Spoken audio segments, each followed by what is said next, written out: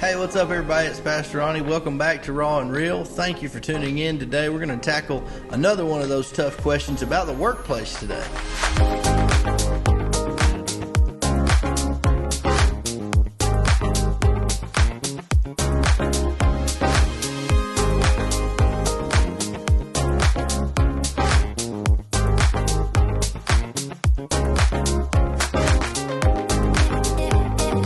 The word honor is a very special word to me because I believe honor is the currency of heaven. And in Romans 13, it says that we're to honor governmental authorities, we're to submit to them. And later in Colossians, it says we're not working for man, we're working for God. And so we have to view our purpose, whether it's in the corporate world, whether it's digging ditches, or whether it's the stock market, or whether it's teaching a child, or whatever field you're in, nursing, the medical field, insurance, whatever it is, you are working for God. And God has purpose for you, and He wants to use you in the midst of your workplace. Now, we have to define a bad leader. We have to define that before we can truly answer this question. So, why are they bad? Why do you consider your leader bad? If they hold you to a higher standard, that is not necessarily a bad leader. If they discipline you, that is not necessarily a bad leader. If they don't see things the way you do, that is not necessarily a bad leader.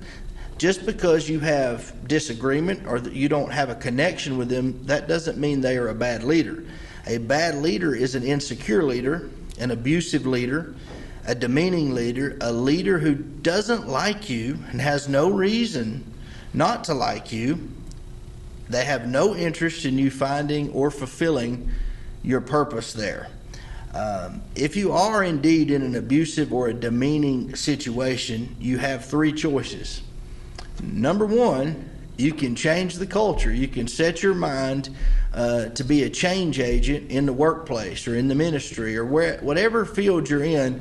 You can take this negativity and turn it into a positive because God has called you to be a change agent. You can change the culture, or you can change your circle. Maybe the reason you don't like your leader is because of the people around you. You know, if you're around negative people who criticize the boss on the lunch break, who are never happy, who are very cynical, that's going to rub off on you. You're going to end up noticing all the negativity about your workplace or your organization, when God wants you to focus on the positive. What are some things you can be proud of about the place you work or the organization you represent? So you can change the culture, you can change your circle, or finally, you can change your covering.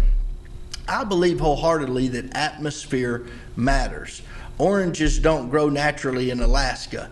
So you have to be under the right covering, under the right leader, and in the right atmosphere to flourish. So if you are under someone who is abusing you verbally or physically or any other way, or they're demeaning you, and you just, no matter what you do, it's not enough, then perhaps you need to stay faithful and start searching for another atmosphere, searching for a new covering, because I don't believe it's God's will for you to stay under a bad coach, a bad leader, a bad boss. If indeed they are bad, and it's not just a season God has you in to discipline you and bring maturity to your life. If they are indeed a bad leader, then I would encourage you to seek God about a new covering. You can be a change agent, change the culture. You can change the circle, the people that you are hanging around, or you can change the atmosphere. Which you mean you need to find your place to flourish and grow. If you're not growing where you are and you've put in the time and you've done things biblically and honorably, maybe you need a change of covering. I don't consider that quitting. I consider that wisdom. Find a place where you can be successful. You know, not everybody's called to the same things. So you have to be under the right person in order for you to grow. Listen, I worked in corporate America forever, and I had bosses that I loved, that promoted me, that I had a connection with. And I had bosses that I didn't hate, but I didn't have a connection with. Either way, you've got to do the right things, stay faithful, and trust God to open up doors for you that no man can shut. Hey guys, thanks for watching today. We talked about one of my favorite principles, the principle of honor. I hope you'll subscribe to our YouTube channel, turn on notifications so you see when we upload a new video. Hope you'll share it with your friends. I hope you'll comment below. Ask us a question. Maybe we'll get to your question next time. This is Raw and Real. I'm Pastor Ronnie. Thank you for tuning in with us today. We'll see you next time.